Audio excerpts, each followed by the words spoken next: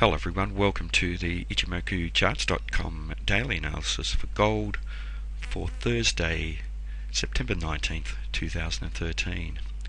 Well, a change of trend today in a candle that's made a higher high and a higher low. Previous day's trading, we technically had a downtrend in place, even though we had a very large bullish candle, but that was a candle that made a higher high but a lower low, and therefore didn't change the trend. We now have the correct configuration of highs and lows for a first time frame uptrend to be in place. But if we look at this candle as it's developed, and this is the second last candle on the chart, we have formed a doji candle,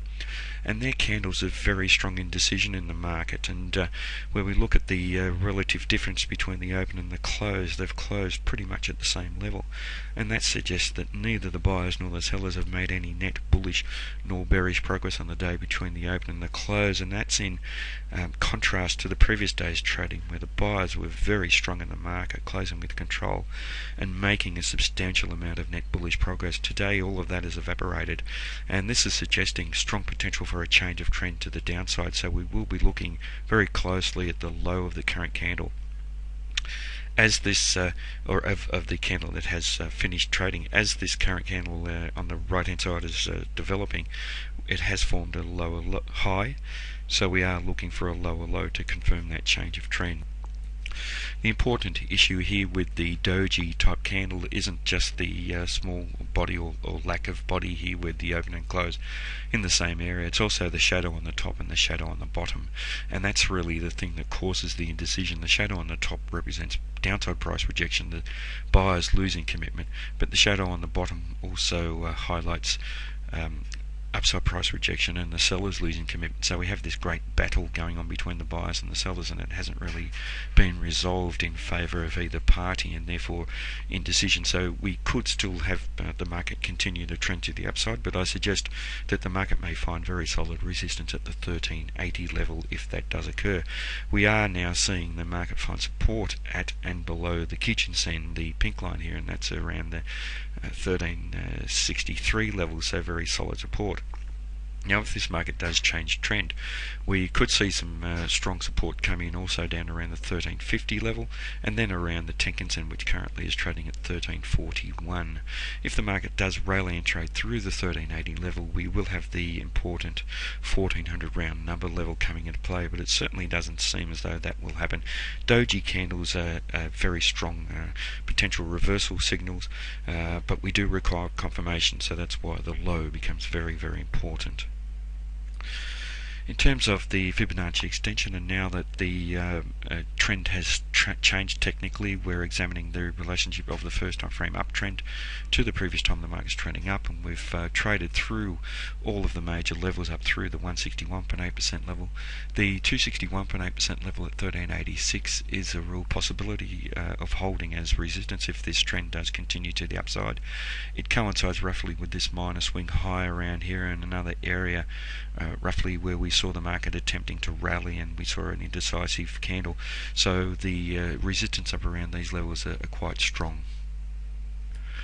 In terms of the Fibonacci retracement, here we've seen the market trade through the 38.2, 50 and 61.8% level, but we have now seen price rejection from the 78.6% level. It's a minor level, not as important as the other three that I mentioned, but with the momentum to the upside in net terms really evaporating for the buyers and indecision entering this market, it does suggest a very real possibility of a change of trend to the downside in the first time frame. In terms of patterns in the market, and here we saw this previous complex head and shoulders pattern. We saw the close down below the neckline, the target was down below the cloud, and as I mentioned before, we were expecting some support to come into play, and we have seen that in a major way, so major doubts about whether the target would be met. And in a classic way that these head and shoulders patterns develop, we see the breakout, then the rally back towards the neckline, and now we see the market hesitating around the neckline with indecision coming into the market, and we will be looking for a lower high and lower low to give us a sell signal based on the typical trading strategy of trading a head and shoulders pattern. The only problem with this is though that the target has pretty much almost been met, and we tend to see markets rally towards the neckline before they travel substantially to their target, so not a nice copybook type pattern. A possibility here that we could see this market come off and then find support and then bounce back up and change the trend in the second time frame, so we do need to be on the lookout for that. But technically the trend is down in the second time frame as well, with the market still making a series of lower peaks and lower troughs. So we are looking for this to be an intermediate swing high, and for the first time frame downtrend to exert itself back in line with the higher time frame downtrend, which is to the downside. In terms of Ichimoku, the market remains bullish in the long-term time frame by trading above the cloud, and as we move now into the next few trading days, the width of the cloud is going to thicken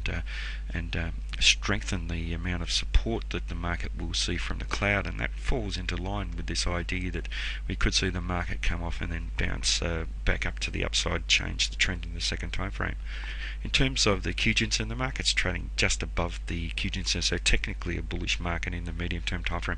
but the market is so close to the Kijun-sen that it's really neutral. That Kijun-sen is pointing flat and it's representing equilibrium in the medium-term time frame, and the market is trading around there, so the market is in equilibrium, and we do need resolution of that, and the market will break out either to the upside or to the downside.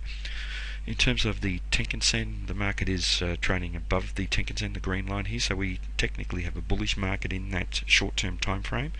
and suggesting that we could see the market come off, trade down to these levels, and we are looking for a potential bounce. Looking at the Chikou span, that is above the corresponding price action, so it's confirming the bullish momentum that we're seeing in the longer-term time frames, and supporting the bullishness that we're seeing in that long-term time frame, with the market being above the cloud, and suggesting that we will see the market trade to higher levels, but certainly I doubt that we will see that over the next day or two. The probability here with the doji candle is lower high and lower low, and once I've also said requiring confirmation once we see a lower high and lower low, potential for the market to bounce off perhaps the 1350 level or the area around the Tenkan-sen, currently trading around 1341,